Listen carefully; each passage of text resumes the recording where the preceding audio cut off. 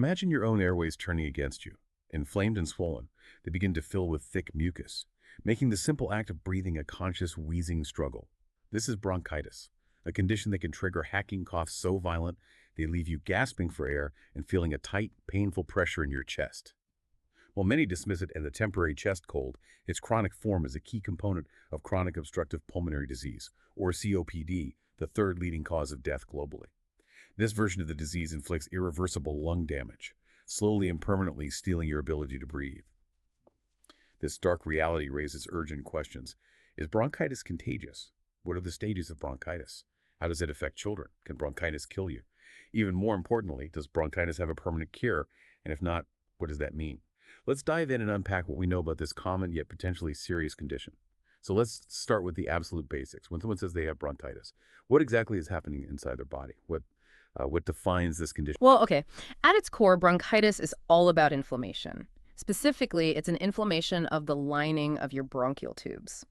Now, these bronchial tubes are essential. They are the airways that carry air back and forth between your trachea, that's your windpipe, right, and the smaller air passages deep within your lungs. They're basically the critical infrastructure for getting air where it needs to go. Okay, the airways. Exactly. So when these tubes become irritated, typically by an infection or maybe an irritant like smoke, that lining becomes inflamed. And this inflammation causes the walls of the bronchial tubes to swell up. Plus, it also triggers the production of excessive amounts of mucus. Mucus. Yeah. That's right. Normally you have a thin layer of mucus just to trap particles, But with bronchitis, it becomes thick and, well, there's just a lot more of it. So you've got this combination of swollen airways and thick mucus, and that narrows the air passages. It makes it harder for air to flow easily. Which is why breathing feels difficult. Precisely. That difficulty in moving air is what leads to the telltale symptoms, like that persistent cough you mentioned, or that feeling of chest tightness. And sometimes you get that whistling sound when you breathe out. That's wheezing. The cough itself is really your body's attempt to clear out all that excess mucus and irritation from those narrowed airways. Okay, so it's inflammation and mucus clogging up those crucial airways. That makes sense. And, we hear the term bronchitis used for what seems like different things sometimes. You mentioned there are different forms. Yes. Can you really break down the types for us? Why is that distinction so important? Absolutely. Yeah, understanding the types is probably the most important thing to grasp right away because, honestly, they are fundamentally different conditions. They have different causes, different outcomes, and really different implications for your health long term. So there are primarily two main types: acute bronchitis and chronic bronchitis. Acute and chronic. Got it. Right. Acute bronchitis is the one most people think of when they say they have a chest cold. It's a short-term condition. It usually comes on relatively suddenly, often developing after or sometimes alongside a common cold, the flu, or some other upper respiratory infection. So it follows a cold. Usually. Yeah, often, yeah. The onset is usually pretty clear. You get your typical cold symptoms, runny nose, sore throat maybe, and then that cough develops and sort of settles into your chest. Now it's almost always caused by a viral infection. We're talking about the same viruses that cause the common cold, like rhinoviruses or maybe influenza viruses. Those are very common culprits. Viruses, okay. Not bacteria. Less often, maybe in about, say, 10% of cases, perhaps. Bacteria can be the cause, but it's actually quite rare for acute bronchitis. And the good thing about acute bronchitis is that it typically resolves within, maybe a week to 3 weeks. Most of the other symptoms fade, but that cough, well, that can sometimes linger for a bit longer, maybe 4, even 6 weeks in some people. Ugh, that lingering cough. Yeah, it can be annoying. But the key is the inflammation eventually subsides completely and the bronchial tubes return to their normal state. There are no lasting effects or damage from a single episode of acute bronchitis in an otherwise healthy person.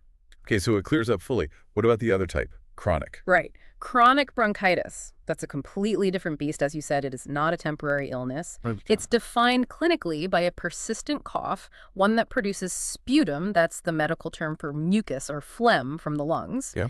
And this cough lasts for at least 3 months out of the year for at least 2 consecutive years. That chronic, productive cough is the defining feature. 3 months a year, 2 years running. That's very specific. It is. It establishes that it's an ongoing problem, not just a leftover cough from a cold. And unlike acute bronchitis, chronic bronchitis is not caused by a single fleeting infection you catch. It's almost always the result of long-term repeated exposure to irritants that damage the lining of the bronchial tubes over time. Irritants. The most common and significant cause by far is smoking tobacco. Both active smoking and long-term exposure to secondhand smoke. Smoking. Yeah. But other irritants can contribute too, especially with prolonged exposure. Things like significant air pollution, certain chemical fumes, or maybe industrial dusts in some workplaces. Because this irritation is ongoing or the damage has become permanent, the inflammation and the excessive mucus production become persistent. They just don't go away. The airways thicken, they can get scarred, they become narrowed, and critically, this can lead to airflow obstruction. Obstruction, that sounds serious. It is. This is why chronic bronchitis is actually classified as a form of chronic obstructive pulmonary disease, or COPD. COPD, right. Exactly. The damage and changes in the airways in chronic bronchitis are generally irreversible. That's a key difference from acute bronchitis. Symptoms can fluctuate, Yeah. You can have periods where they get significantly worse. Those are called exacerbations, often triggered by infections. Like catching a cold on top of it. Precisely. Or maybe increased exposure to smoke or pollution. But the underlying condition, the chronic bronchitis, it's always present. Wow, that's a massive difference. One is temporary, you recover. The other is long-term, damaging, linked to COPD. Yeah. It really sounds like understanding which one you might be dealing with completely changes the picture. It absolutely does. So let's focus on the acute form for a moment then. If it's caused by infections, mostly viruses, does that mean acute bronchitis is contagious? Can you actually catch it from someone? Yes, absolutely. Acute bronchitis is often contagious, like we just discussed. It's typically caused by viruses or, less commonly, bacteria. And these pathogens, these germs, they can definitely spread from person to person. So yes, you can absolutely catch the infection that leads to acute bronchitis from someone else. Okay, but what about chronic? Just to be clear. Right, crucial point. Chronic bronchitis is not contagious. You cannot catch chronic bronchitis from another person like you catch a cold. It's caused by that long-term damage from irritants, not by a transmissible germ. Got it. Acute, often contagious germ, chronic, not contagious, caused by irritation. Exactly. Okay, so focusing back on acute bronchitis and those germs, how exactly do those viruses or bacteria travel from one person to another? What's the mechanism? Well, the primary way is through respiratory droplets, tiny little droplets. When someone who has an infection that can cause bronchitis, like a cold or the flu, when they cough or sneeze or even just talk. Talking too. Yes, even talking can release tiny droplets containing the virus or bacteria into the air. These droplets are small, but they can travel a short distance. So if you're close to that person, you can inhale these droplets directly. They go into your nose, your mouth, your throat, maybe even directly into your airways. Right into your lungs. Potentially, yes. This is called direct transmission via airborne droplets, but there's another major route too. That's through contaminated surfaces.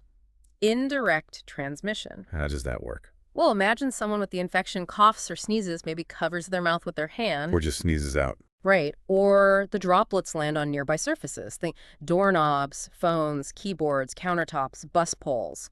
Anything, really. Yeah. The viruses or bacteria can actually survive on these surfaces for a period of time. It varies depending on the germ in the surface, but it can be hours. Wow. So if you then touch that contaminated surface, and then you touch your own face, particularly your eyes, nose, or mouth. You transfer the germs. Exactly. You pick up the germs and infect yourself. And that's why hand hygiene, washing your hands, is just so incredibly important in preventing the spread of these respiratory illnesses. That makes perfect sense. Yeah. Wash your hands, don't touch your face. The classic advice. It's classic for a reason. It works. Okay, so it spreads like colds and flu because often it is the same viruses causing it. Who is most likely to actually get acute bronchitis? Are certain people more at risk than others? Yes, absolutely. Several factors can definitely increase your risk of developing acute bronchitis if you happen to be exposed to one of those causative germs. First off, just being in close contact with infected individuals is a major factor. Think crowded environments, right? Schools, offices, public transport. Daycare centers? Oh, absolutely. Or even just within a family during cold and flu season when everyone's indoors more. When people are in close proximity, those respiratory droplets we talked about are much more likely to reach others. Makes sense. What else? Exposure to irritants in the air. This significantly increases your risk. We mentioned smoking before active smoking and exposure to secondhand smoke. Smokers are much more likely to get bronchitis, and their symptoms tend to be more severe. It damages the airways defenses. Exactly. It inflames the airways and weakens their natural defenses, making them just more vulnerable to infection when a virus comes along. But it's not just smoke. Exposure to, say, high levels of air pollution, certain chemical fumes, or dusts, especially in occupational settings, can also irritate the airways and increase susceptibility. So your environment matters. Definitely. And then there are underlying health conditions. People who already have things like asthma or allergies that affect their respiratory tract or any existing form of COPD. Like chronic bronchitis itself. Right. Or emphysema. They're at higher risk because their airways might already be inflamed or compromised in some way. Also, conditions that weaken the immune system, maybe diabetes, or certain medical treatments like chemotherapy can increase vulnerability. But overall, it's pretty common, right? Oh, very common.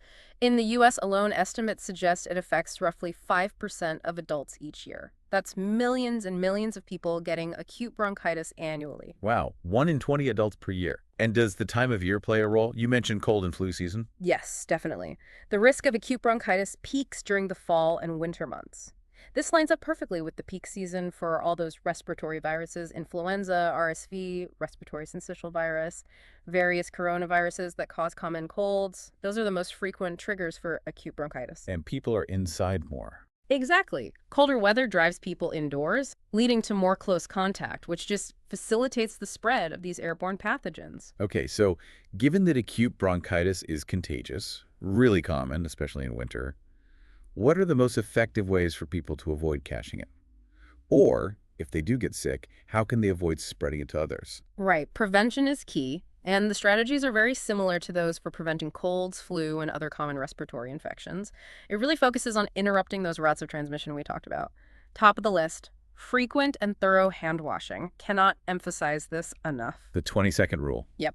Soap and water for at least 20 seconds, making sure you scrub well back of hands, between fingers, under nails. It's incredibly effective at removing viruses and bacteria you might pick up from surfaces. And if you can't get to a sink? Then an alcohol-based hand sanitizer with at least 60% alcohol is a good substitute. Use enough to cover all surfaces of your hands and rub them together until they're dry. Hand washing is generally better if your hands are visibly dirty, though. Okay. Hand hygiene first. What else? Avoid touching your face, especially your eyes, nose, and mouth. That's the main entry point for germs on your hands. It's a hard habit to break. We all do it subconsciously.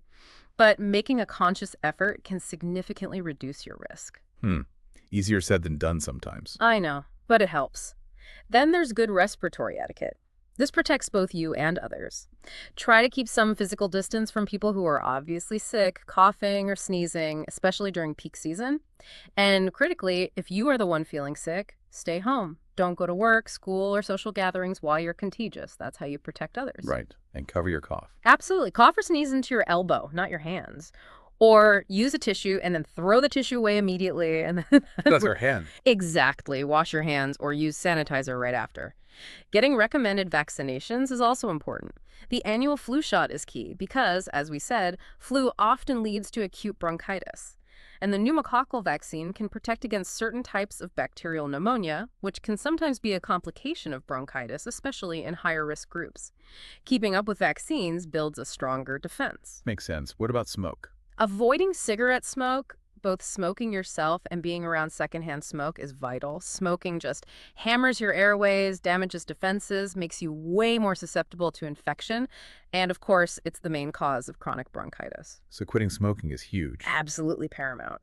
And trying to reduce exposure to other irritants like heavy pollution or chemical fumes when possible is also protective. For some people, like those with existing lung conditions like asthma or COPD, or maybe if you're in very crowded settings during flu season, wearing a face mask can add an extra layer of protection. It helps filter out infectious droplets and irritants. Okay. Beyond those specific measures, what about just general health habits? Does keeping yourself healthy overall help prevent bronchitis? It really does. Maintaining a healthy lifestyle supports your immune system, making it more robust and better equipped to fight off infections if you are exposed. This includes, the usual suspects: Eating a balanced diet with plenty of fruits and vegetables, getting enough quality sleep, managing stress levels. Exercise too. Yes, regular moderate exercise is definitely beneficial for overall health and can Um, support immune function. But maybe a word of caution. Don't push yourself too hard with really intense workouts, especially if you're already feeling a bit run down or during peak cold and flu season. Sometimes excessive physical stress can temporarily suppress immune function, so moderation is key when trying to stay healthy during illness season. Interesting point. Don't overdo it. Right. And one simple thing people often overlook, cleaning and disinfecting frequently touched surfaces. Your phone, keyboard, doorknobs, light switches, especially during cold and flu season, viruses can linger, and cleaning helps break that chain of transmission. Okay, that's a really comprehensive list of prevention strategies, from simple hand washing all the way to lifestyle choices. Mm. It makes me think, if you started feeling that, that little tickle in your throat or the start of a cough, something that might be the beginning of acute bronchitis, Yeah. what would be the first thing you personally would do at home? Would you immediately reach for something specific like ginger tea, or just double down on rest and fluids? That's a good question. My first instinct, honestly, is always rest and hydration. Like, really focus on it. I'd make sure I'm drinking plenty of fluids, water, maybe some broth, and I'd clear my schedule as much as humanly possible to allow my body to just focus on recovery. Avoiding talking too much can also help if my throat feels raw. I might use a humidifier or take a hot shower for symptom relief, sure, but the fundamental actions for me are rest and fluids right at the start. See, that's interesting because while I absolutely agree rest and fluids are paramount, number one, I think I might lean into some of those home remedies we'll probably talk more about later. Yeah. Like I might immediately start sipping on warm tea with honey and lemon, or maybe add extra garlic to my dinner that night. It sort of feels like I'm being proactive, giving my body extra tools right away, even if their main role is just symptom relief while my immune system does the heavy lifting. That's fair. It's about feeling like you're doing something actively. Yeah, exactly. What about you, listener? When you feel those first symptoms of a potential chest cold or bronchitis coming on, what's your go-to move? Do you prioritize rest and hydration above all, like our expert here? Or do you jump on trying some specific home remedies or maybe even an over-the-counter option right away? Let us know what you think in the comments. We're curious. Okay, let's move on to what it actually feels like to have bronchitis. What are the key symptoms people should be watching out for? And do they differ much, depending on whether it's acute or chronic, or even who has it, like kids versus adults? Right. Well, the most prominent symptom, the defining one really, for both acute and chronic bronchitis is a cough. It's almost always the main complaint.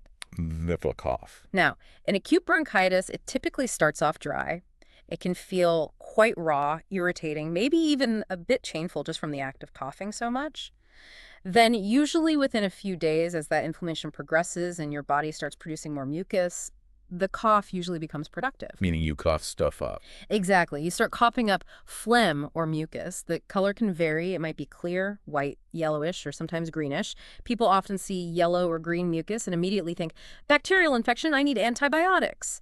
But actually, often that color just means inflammatory cells, like white blood cells, have arrived on the scene to fight the inflammation. It doesn't automatically signal bacteria. Ah, good point. So color isn't definitive.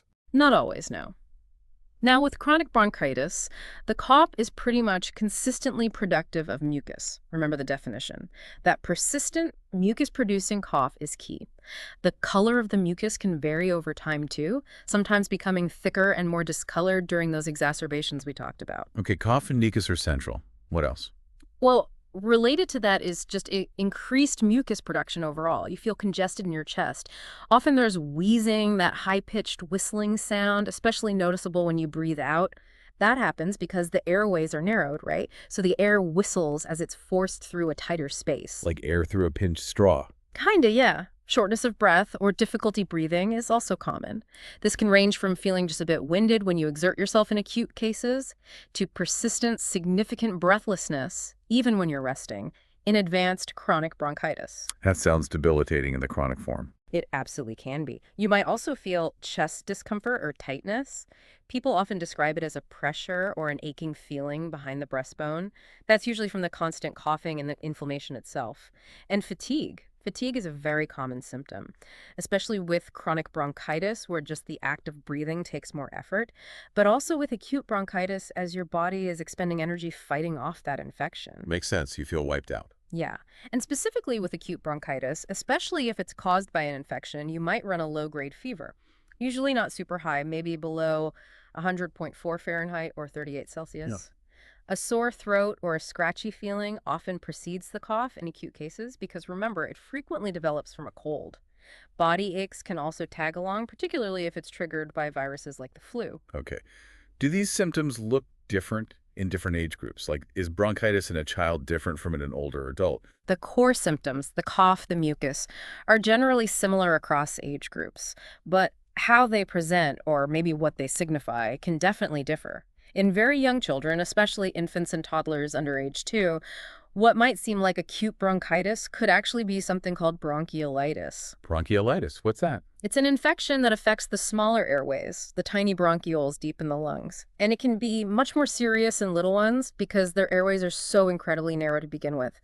So any child with suspected acute bronchitis, particularly those under 2, really needs to be seen by a pediatrician. They can develop respiratory distress much more quickly. Good to know. Any signs parents should watch for in kids? Yeah, besides the cough, watch for maybe a different sounding cough, sometimes more like a croupy barking cough, depending on the virus. Also, difficulty feeding or any signs that they're working harder to breathe, like flaring nostrils, sucking in the skin between their ribs, or breathing really fast. Those are red flags in young children. Okay, what about older adults? Older adults or people with underlying medical conditions like heart disease, diabetes, or existing lung issues. They might experience more severe symptoms with acute bronchitis. They're also at a higher risk of developing complications like pneumonia. Their immune response might be a bit less vigorous, and their overall health might be more fragile, making it harder to fight off the infection. Symptoms like breathlessness or fatigue might be more pronounced in older adults and could last longer. And chronic bronchitis in older adults. Well, for chronic bronchitis, the symptoms tend to worsen gradually over time anyway as the lung damage progresses, regardless of age. But exacerbations can be particularly severe and more likely to require hospitalization in older adults or those with advanced COPD. Okay, so thinking about acute bronchitis again, the temporary kind, how does that typically unfold from the start? What's the usual progression like? Right. Acute bronchitis often starts pretty subtly, feeling a lot like you're just getting a common cold. You might have those initial symptoms, first runny nose, maybe some nasal congestion, a mild sore or scratchy throat, maybe a headache, feeling generally tired or run down. Typical cold stuff. Exactly. Then, usually a few days into those symptoms, the cough develops. Like we said, initially it might be non-productive, just that dry, irritating hack. But soon after, maybe a day or two later, as the inflammation really takes hold in the bronchial tubes and mucus production ramps up, the cough becomes productive. You start bringing up phlegm. Other symptoms might appear around then too, that chest discomfort, maybe mild breathlessness if you try to do too much, possibly that low-grade fever. How long does all that last? Most symptoms, except for the cough, usually start to improve within about a week, maybe 10 days. The fever, if you had one, usually breaks within a few days. The fatigue and chest discomfort also tend to lessen. But the cough is often the last symptom to leave the party. It lingers. It really can. It often persists for 2 to 3 weeks, pretty commonly. And in some people, it can hang around for up to a month, or sometimes even 6 weeks, long after all the other symptoms are gone. Wow, 6 weeks of coughing. It happens.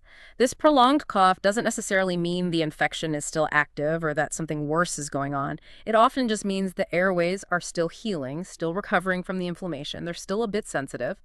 But eventually, once the cough finally resolves in a healthy person, the bronchial tubes are typically back to normal. No lasting issues. Okay, that's the roadmap for acute. What about chronic bronchitis? How does that progress over the long term? It sounds quite different. It's a totally different trajectory, yes. Chronic bronchitis doesn't really start with a distinct acute illness phase that then resolves. It develops much more gradually, usually over years, sometimes even decades, because of that ongoing exposure to irritants, primarily smoke. The persistent inflammation and the excessive mucus production become essentially the new normal for the airways. And over time, this chronic irritation causes actual structural changes in the bronchial tubes. The lining thickens up, the glands that produce mucus enlarge and multiply, so you make even more mucus, and the small hair-like structures called cilia, which normally beat rhythmically to sweep mucus and debris out of the airways, they get damaged and paralyzed by the smoke and inflammation, so they stop working effectively. Mucus just sits there. So things get clogged up and stay clogged up. Pretty much. And all this permanent damage leads to that persistent airflow obstruction we talked about. Symptoms like the cough and mucus production are present most of the time, though they can definitely fluctuate in intensity. And then you have those periods called exacerbations. These are acute worsenings of the usual symptoms, often triggered by catching a respiratory infection, like a cold or the flu. Which someone with chronic bronchitis is probably more susceptible to anyway. Exactly, because their airways are already compromised. Or exacerbations can be triggered by increased exposure to irritants, like a period of heavy air pollution or more smoking. During an exacerbation, the cough becomes much more frequent and severe. Mucus production might increase and change color or consistency, and shortness of breath gets significantly worse. That's not really serious. They can be very serious, yeah. Exacerbations often require medical treatment, sometimes even hospitalization, to get them under control. And between these exacerbations, the person still have their baseline chronic cough and some degree of breathlessness. And because the damage is irreversible, chronic bronchitis is generally progressive. That means it tends to get worse over time, leading to increasing disability due to difficulty breathing as lung function declines. That paints a very clear, and for chronic bronchitis, quite a concerning picture of progression. So if someone has these kinds of symptoms, how do doctors actually figure out if it's bronchitis? And what kind of tests might they need? Right. The diagnosis usually starts with a really thorough medical history and a physical examination. The doctor will ask very detailed questions about your symptoms. What's the cough like? How long have you had it? Are you coughing up mucus? What does it look like? Do you get short of breath? Any wheezing? They'll also ask crucial questions about potential exposures, especially smoking history, that's number one, but also work exposures, air quality where you live, things like that. And they'll ask about any underlying health conditions you might have. They get a full picture. Exactly. Then, during the physical exam, the doctor will listen carefully to your lungs with a stethoscope. They're listening for specific sounds that might indicate inflammation or mucus in the airways. Things like wheezing, that high-pitched whistle, or sometimes sounds called crackles or rails, which can sound a bit like bubbling or rattling. What do those sounds mean? They suggest that there's inflammation or fluid or mucus in the airways interfering with normal air movement. Now, for most straightforward cases of suspected acute bronchitis in an otherwise healthy adult, the diagnosis can often be made just based on that history and physical exam. Further testing isn't always needed right away. So you might not need tests. Often not for simple acute cases, no. However, if the symptoms are particularly severe, or if they're lasting longer than expected, or if the doctor suspects maybe there's a complication or a different condition mimicking bronchitis, then they'll likely order some additional tests. Okay, what kind of test? A chest x-ray is very commonly ordered. Its main purpose is usually to rule out pneumonia. Ah, the more serious lung infection. Exactly. Pneumonia involves the lung tissue itself, the air sacs, and it can have similar symptoms like cough and fever, but it's often more severe and needs different treatment. An x-ray is especially important if you have a significant fever, marked shortness of breath, or if you have a history of smoking, as these factors increase the suspicion for pneumonia or potentially other lung conditions like, rarely, even cancer, which obviously need to be identified. So the x-ray checks the lung tissue itself. Right. Then there are sputum tests. This involves collecting a sample of the mucus you cough up and sending it to the lab for analysis. This can be helpful in certain situations, especially if symptoms are severe or not improving. The lab can check if there's a significant bacterial infection causing the bronchitis, which might suggest that antibiotics could be beneficial. So it guides antibiotic use. It can help, yes. It can also sometimes check for other types of pathogens or maybe even look for signs of allergies, although that's less common for routine bronchitis diagnosis. And then there are pulmonary function tests, or PFTs. These are primarily used when chronic bronchitis or another form of COPD is suspected, not usually for simple acute bronchitis. What do PFTs measure? The most common PFT is called spirometry. You take a really deep breath in, and then you blow out as hard and as fast as you can into a device called a spirometer. This measures a couple of key things: how much air your lungs can hold in total, your lung capacity, and critically, how quickly you can push that air out. One important measurement is the FEV1, which stands for forced expiratory volume in 1 second. It measures how much air you can forcefully exhale in the very first second of blowing out. And what does that tell you? In conditions like chronic bronchitis and COPD, where the airways are narrowed, your FEV1 is typically reduced because it takes you longer to get the air out. It indicates airflow obstruction. So spirometry is really essential for confirming a diagnosis of COPD, assessing how severe it is, and monitoring its progression over time. Got it. So history, exam, maybe x-ray, sometimes sputum, and PFTs for chronic cases. Who typically diagnoses and treats this? Your regular doctor. Yeah, most cases of acute bronchitis are diagnosed and managed perfectly well by primary care physicians, family doctors, internists, or pediatricians for children. However, if symptoms are really unusual, very severe, or keep coming back frequently, or if chronic bronchitis or other complex lung issues are suspected, you might get referred to a specialist. Like who? A pulmonologist, who is a lung specialist, is the most common referral. An infectious disease specialist might be involved if a particularly tricky or severe infection is suspected. Maybe an allergist if allergies seem to be playing a big role in airway inflammation. Okay, that clarifies the diagnostic path. Once someone is diagnosed, how is bronchitis typically treated? You mentioned it differs for acute versus chronic. Yes, the treatment approach is fundamentally different, reflecting their distinct natures. Let's start with acute bronchitis. Remember, acute bronchitis is overwhelmingly caused by viruses. Therefore, antibiotics are generally not helpful and are not prescribed in most cases. That's a really important point. People often expect antibiotics for a bad cough. They do. But giving antibiotics for a viral infection doesn't do anything to the virus. It won't make you better faster, and it absolutely contributes to the very serious global problem of antibiotic resistance. That's where bacteria evolved to survive the drugs we use to kill them. So unless there's strong evidence of bacteria, Right. Antibiotics are only appropriate if a bacterial infection is confirmed, perhaps by that sputum test, or very strongly suspected, based on specific clinical signs, which again is uncommon for acute bronchitis. So the treatment for acute bronchitis is primarily supportive care. It's about managing the symptoms and helping your body fight off the infection on its own. This means getting plenty of rest. Resting allows your body to direct energy towards recovery. Staying well hydrated is key. Drinking lots of fluids, water, clear broths, herbal teas helps thin out that thick mucus, making it easier to cough up and clear from your airways. Avoiding irritants is important too, especially smoke. If you smoke, try to cut back or stop while you're sick and avoid secondhand smoke. what about medications for relief? Over-the-counter medications can certainly help with symptom relief. Pain relievers like ibuprofen, Advil, Motrin, or acetaminophen, Tylenol, can help with fever, body aches, or chest soreness from coughing. Just a note of caution. Avoid giving aspirin to children and teenagers with viral illnesses because of the risk of Ray's syndrome, a rare but serious condition. Always check with the doctor about medications for kids. Cough medications can be a bit tricky. If you have a productive cough with lots of mucus, you want to cough that stuff up. Yeah, clear it out. So an expectorant medication like guaifenesin, found in Mucinex, Robitussin chest congestion, might help by thinning the mucus, making it easier to expel. You generally want to avoid cough suppressants like dextromethorphan, the DM, and some cough syrups if you have a productive phlegmy cough, because suppressing that cough reflex can actually trap mucus in your lungs, potentially leading to complications like pneumonia. So suppressants are only for dry coughs. Generally, yes. If you have a really dry, hacking cough that's maybe keeping you up all night and serving no purpose, a suppressant might be considered for short-term relief, but it's often best to discuss that with your doctor or pharmacist first. Okay, that's acute treatment.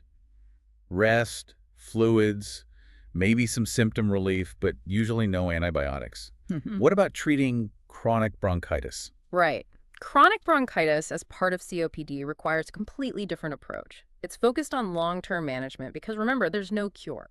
The main goals are to control the symptoms like cough and breathlessness, improve the person's quality of life, reduce the frequency and severity of those exacerbations, and try to slow down the progression of lung function decline as much as possible. And the first step is? If the person smokes, the absolute single most critical step is quitting smoking.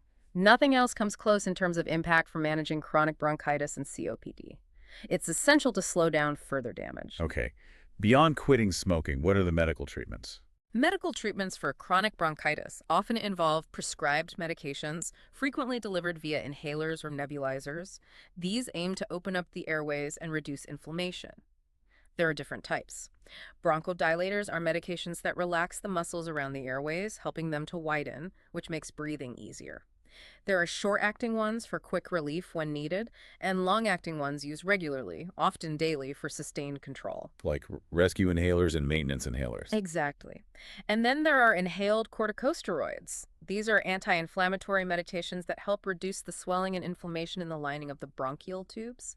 They're often used in combination with long-acting bronchodilators, especially for people with more severe symptoms or frequent exacerbations. So inhalers are key for chronic.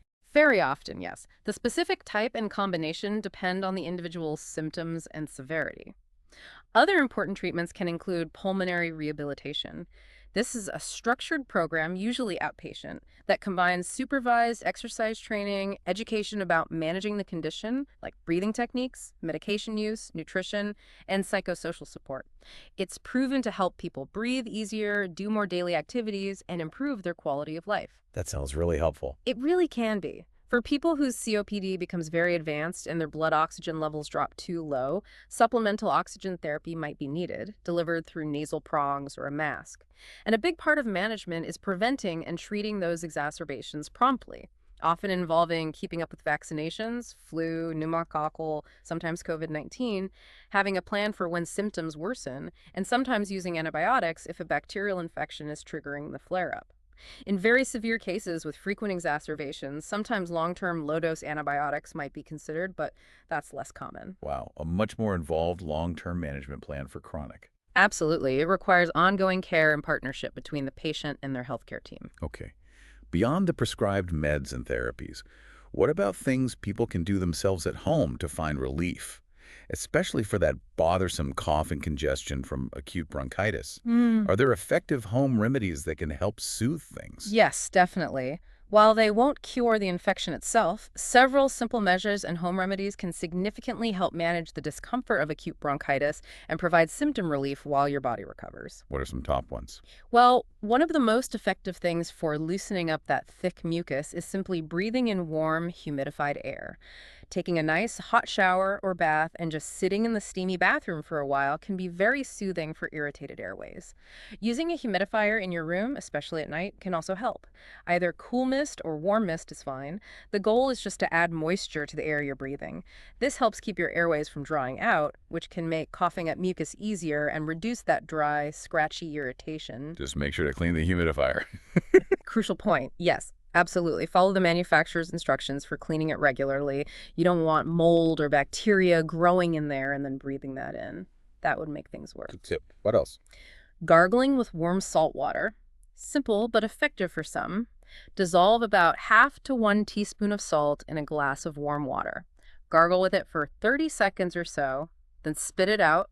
Don't swallow it. What does the salt water do? It can help draw excess fluid out of inflamed tissues in the throat, potentially reducing swelling.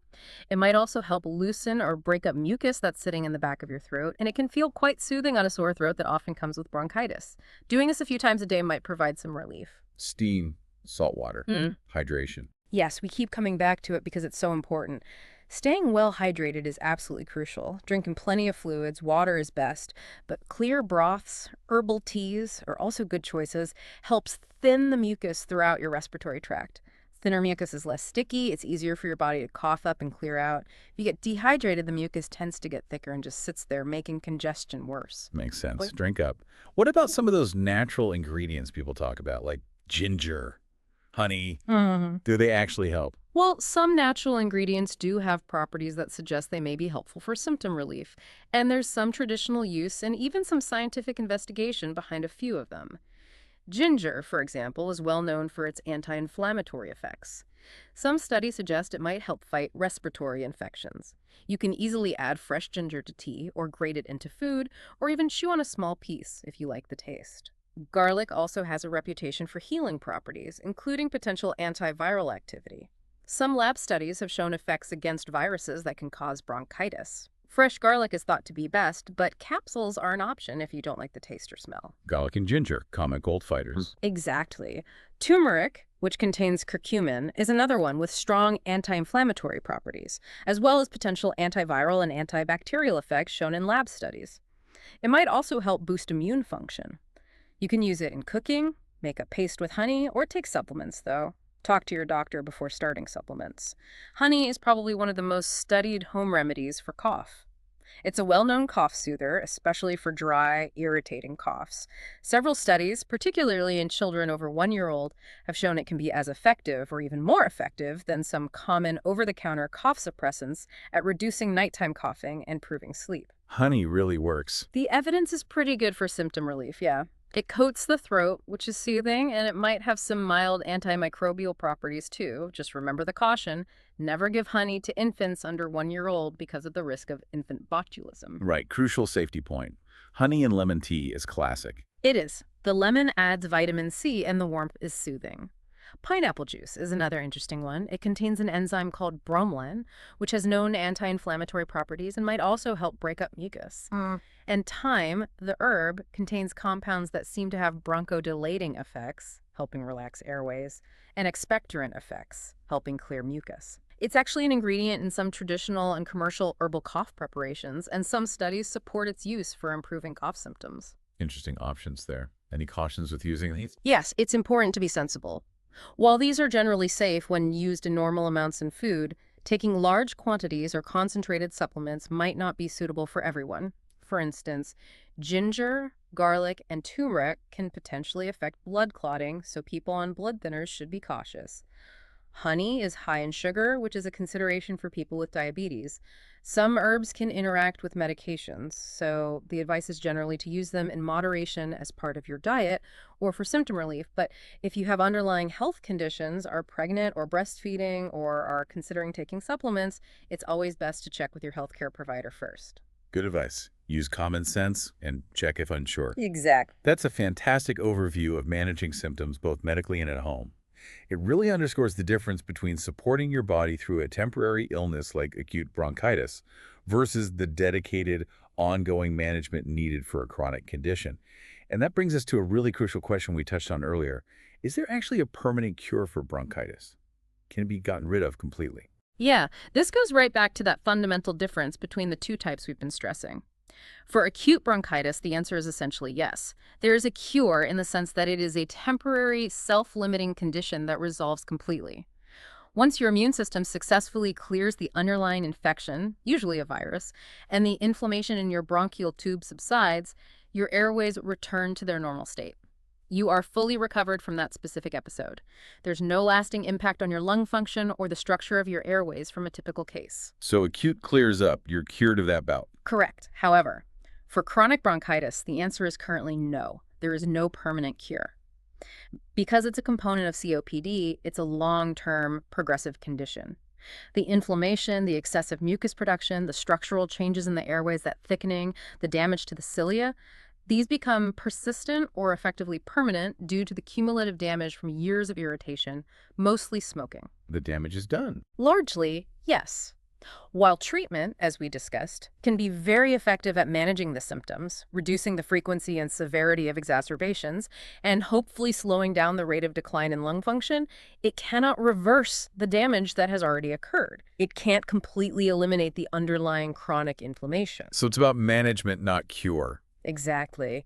Chronic bronchitis is a condition that requires lifelong management to control symptoms, prevent flare-ups, and maintain the best possible quality of life and lung function for as long as possible. That's a really stark difference. And given the link to COPD, which you mentioned is a leading cause of death globally, it raises a scary question. Can bronchitis actually kill you? It's a valid question. Let's break it down again by type. A simple, uncomplicated case of acute bronchitis itself is generally not considered life-threatening in an otherwise healthy individual. It's usually a self-limiting illness. However, acute bronchitis can sometimes lead to serious complications. The most common serious one is pneumonia. The infection spreading deeper. Exactly. If the infection spreads from the bronchial tubes down into the tiny air sacs, the alveoli of the lungs, that's pneumonia. And pneumonia can be quite severe and potentially life-threatening, especially for vulnerable populations, very young children, older adults, people with weakened immune systems, or those with underlying chronic diseases like heart or lung problems. So while acute bronchitis itself isn't usually the direct cause of death, the pneumonia that can sometimes develop from it absolutely can be deadly. Okay. What about chronic bronchitis? Now, when we talk about chronic bronchitis, which is intrinsically linked to COPD, the situation regarding mortality is much more serious. As you mentioned, COPD is indeed the third leading cause of death globally. Chronic bronchitis is a major component driving that statistic. The irreversible damage to the airways leads to progressive airflow obstruction. This makes it increasingly difficult to breathe over time. This chronic respiratory impairment puts a tremendous strain on the entire body, especially the heart. It can lead to severe complications like respiratory failure, where the lungs can't get enough oxygen in or carbon dioxide out, heart problems like pulmonary hypertension or right-sided heart failure, sometimes called corpus pulmonale, and ultimately it significantly impacts lifespan and can lead to death.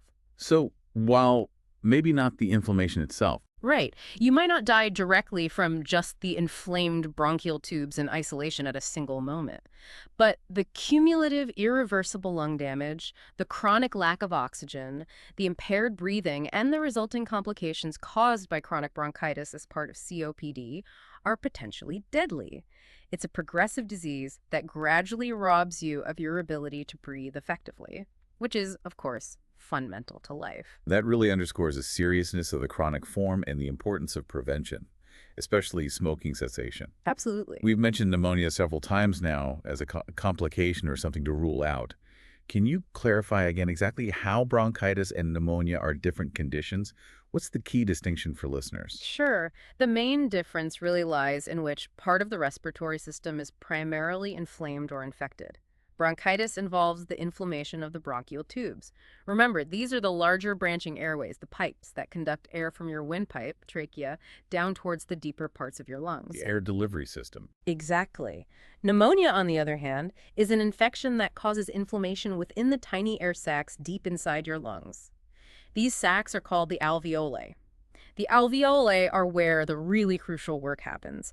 This is where oxygen from the air you inhale passes into your bloodstream, and where carbon dioxide waste from your blood passes back into the air to be exhaled. So the gas exchange sites. Precisely. Think of it like this.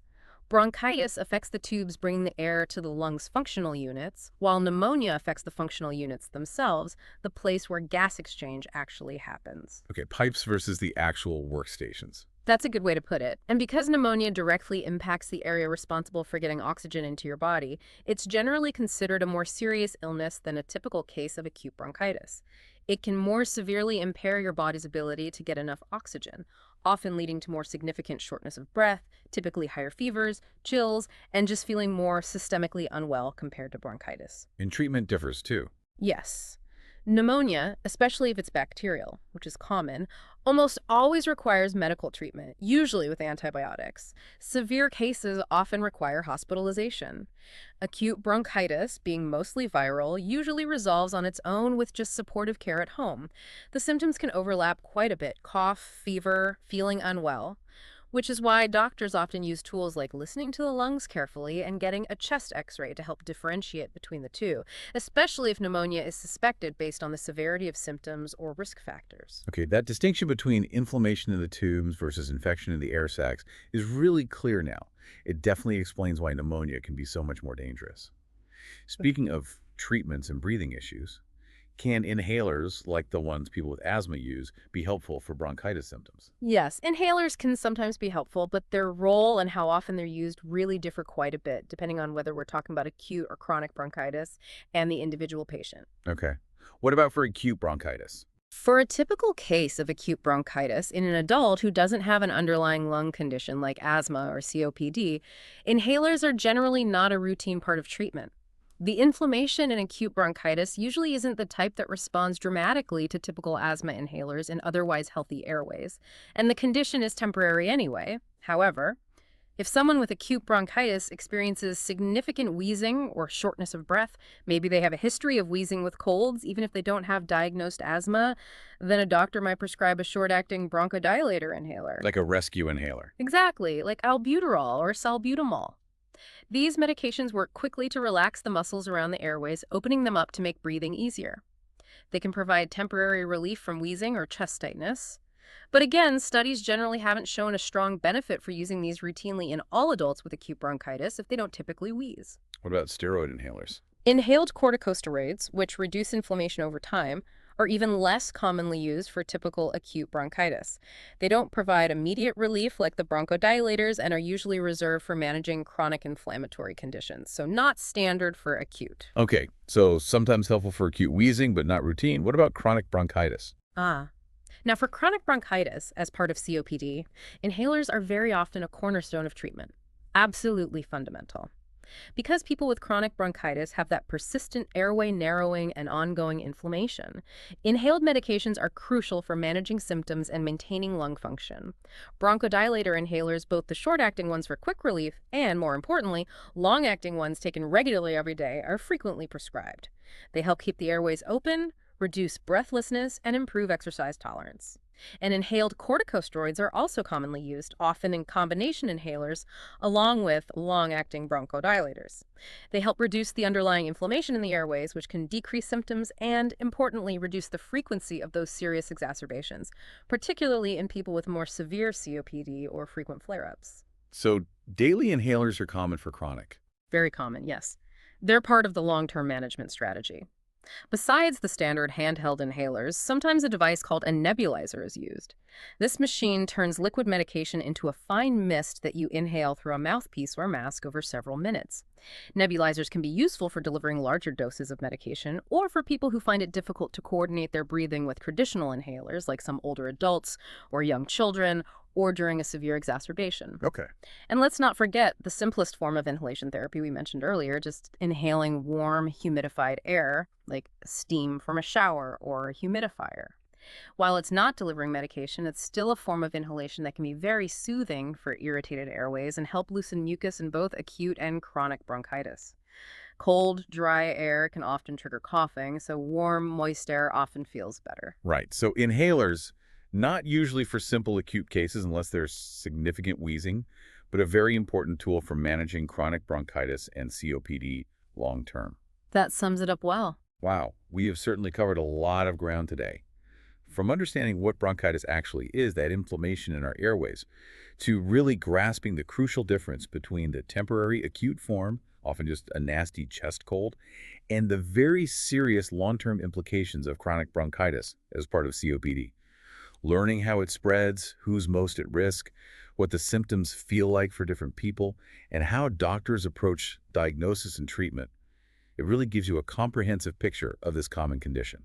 It's definitely a condition with two very different faces. It really is. And thinking particularly about chronic bronchitis and how strongly it's linked to things we're exposed to, like smoking and air pollution, and the fact that the damage it causes is irreversible. Hmm.